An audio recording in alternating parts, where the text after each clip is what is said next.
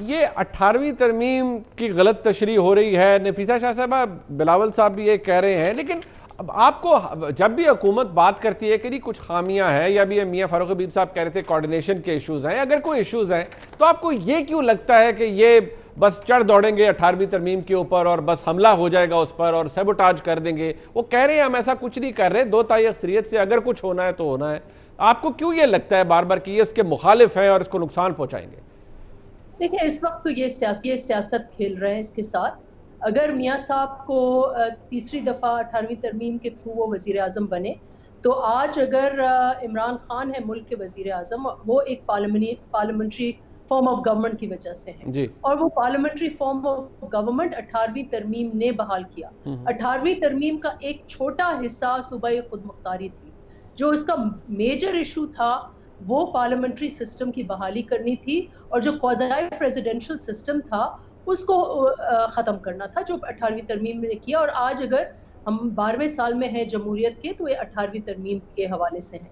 Unfortunately ये हुकूमत इतनी नाकिस है, इतनी कमज़ोर है कि इनके पास जो पावर्स हैं, जो इधर एक वफाकी ढांचा है, उसको ही नहीं वो अमल करा सकते।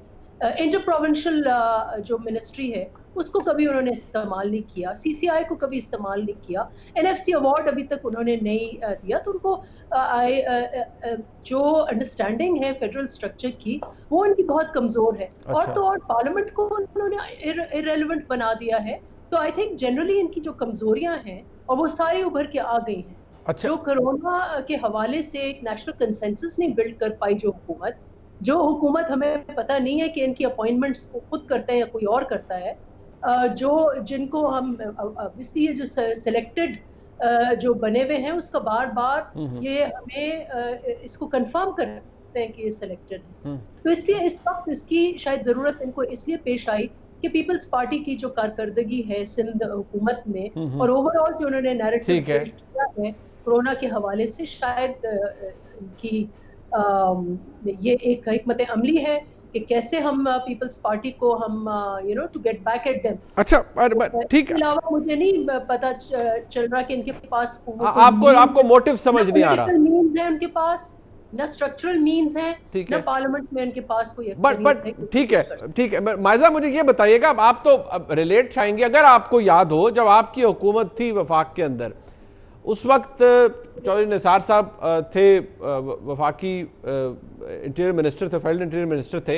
इश्यूज थे आपको भी रेंजर्स के इख्तियारात के हवाले से, स्पेशल पावर्स देने के हवाले से, और बड़ी आपकी एक टिफ चलती थी सिंध हुकूमत के साथ। वो भी एक यही इशूज था कि 18वीं तरमीम है जी, वहाँ लॉ एंड ऑर्डर वो कहते थे हमारा प्रोविंशियल सब्जेक्ट है, आप क्यों इंटरफेयर कर रहे हैं, यहाँ वफाक कहता था कि नहीं हमने करना है, ये है वो है। तो प्रॉब्लम्स तो थे। आज अगर ये हुकूमत भी उन्हें एड्रेस करना चाह रही है तो what's the issue?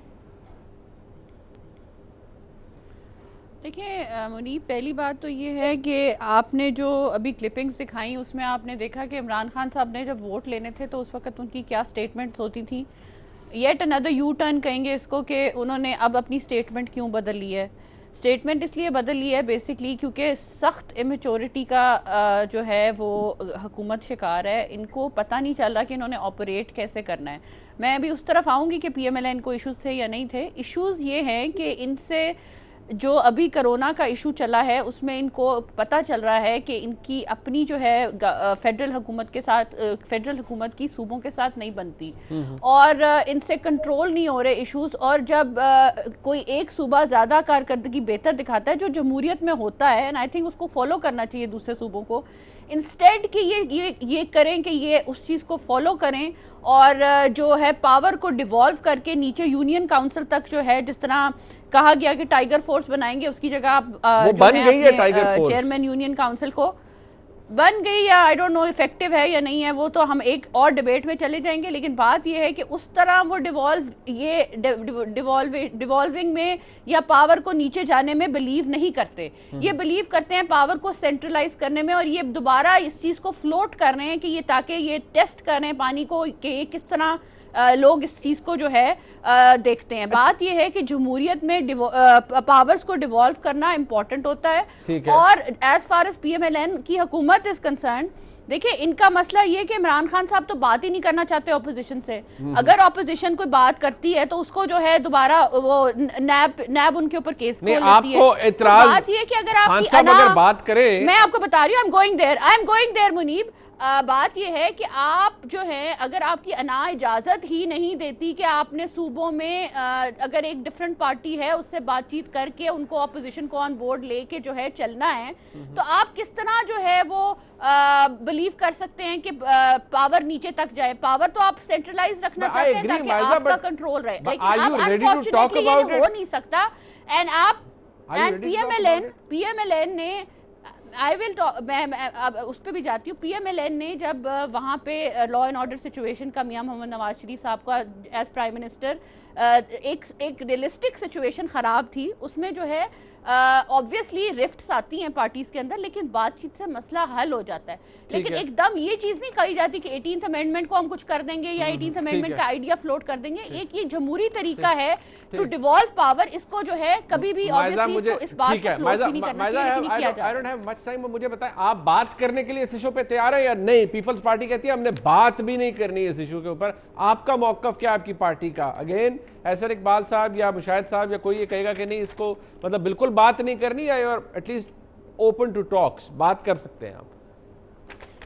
Munib, talks तो मैंने आपको कहा ना तब होंगी जब ओपन टू टॉक्स, जब आपके जो वजीर आजम हैं कोई बातचीत करने के, आपने उस दिन टेलीथॉन में भी देखा होगा कि किस तरह सियासी रंग दिया गया उन्होंने जब ऑपोजिशन की बात की। तो आपको समझ नहीं आ रही कि उनकी अनाब इजाजत नहीं देती कि वो ऑपोजिशन से बात भी करें इस पे, तो why should we talk about it as far as 18th amendment is concern? ठीक, मियां साहब सर करेंगे क्या भाईजान? ये पीपल्स पार्टी कहती है हमने बात ही नहीं करनी इस इशू पे, पीएमएलएन वाले वैसे ही एतराज करते हैं कि आप बात करने नहीं चाहते, वज़ीर आज़म ऑनलाइन इजलासों के अंदर भी उठ के चले जाते हैं जब उनकी अपनी बात मुकम्मल हो जाती है। तो कैसे एड्रेस करेंगे मियां साहब? आप लोग तो बात ही नहीं करते किसी से।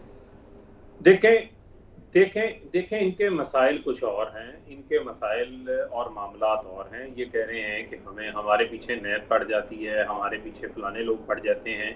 भाई आप ऐसे काम ना करते, आप इक़्तिदार के अंदर रह चुके हैं, 3-3 बारियां ली हैं। वो टीटियां जो है वो मेरी और आपकी तो नहीं निकल रही, इनकी निकल रही हैं। फेक अकाउंट्स के केसेस मेरे और आपके नहीं है, इनके निकल रहे हैं। और उनके अंदर जो है वो केसेस को सामना भी इन लोगों ने करना है, ये उनको करें। मामला ये है कि जहां पर इनकी जिम्मेदारी बनती है, मैं फिर कहूंगा कि 18 तरमीम के अंदर जो सूबों को पावर्स दी गई हैं उन पावर्स के हम खिलाफ नहीं है। अगर किसी जगह के ऊपर कोऑर्डिनेशन को बेहतर करना है वो बेहतरी होनी चाहिए। जहां पर इनकी इंतजामी नाहली है, मुझे आप ये बताएं कि सबसे पहले लॉकडाउन सिंध के अंदर इन्होंने किया, इन्होंने ढोल बजाया, क्रेडिट लिया, अगले दिन तो पंजाब में कर देता इनको क्रेडिट दे देते, इन्होंने लॉकडाउन किया। सुन लें, इन्होंने लॉकडाउन किया। पंजाब की आबादी सिंध से 3% ज्यादा है, बिल्कुल ठीक है, लेकिन उसकी आबादी अगले दिन आपने कर दिया सर, क्या मुख्तलिफ था मियां साहब उसमें?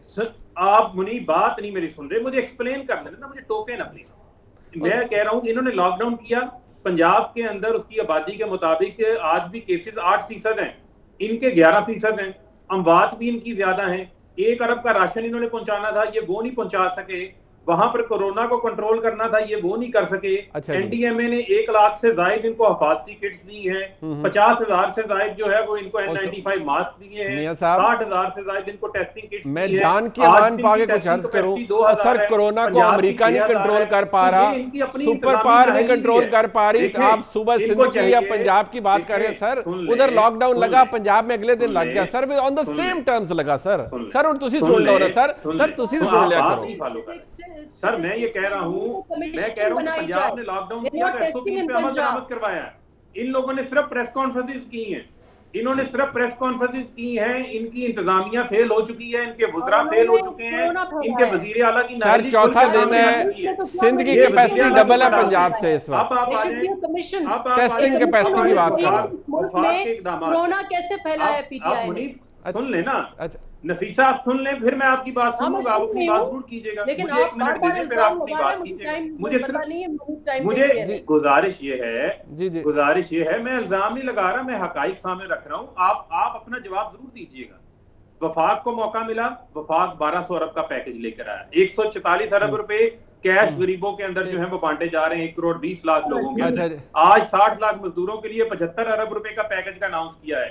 32 लाख ताजरों के लिए, 4 लाख छोटे सनतकारों के लिए 3 माह का बिजली का बिल हुकूमत उनका अदा करेगी। मैं समझता हूँ कि हुकूमत ने तो खजाने के मुंह खोल दिए हैं। ठीक है सर, वफाक और क्या करे, वफाक अपनी जिम्मेदारियां पूरी अदा कर रहा है। अब हमें इनकी जिम्मेदारियां कहां पर कुछ कहने की इजाजत दे 1500 दें। वेंटिलेटर छोड़ के गए थे। पाकिस्तान में पीपी किटें नहीं बन रही थी सर, पाकिस्तान में गल सुन लो ना, मास्क नहीं बन रहे थे, आज वेंटिलेटर भी बन रहे हैं। मियां साहब अब आप बात सुन लें, ऑपोजिशन की सुन लें। मियां साहब सुन लें, नफीसा शाह साहब आप प्लीज।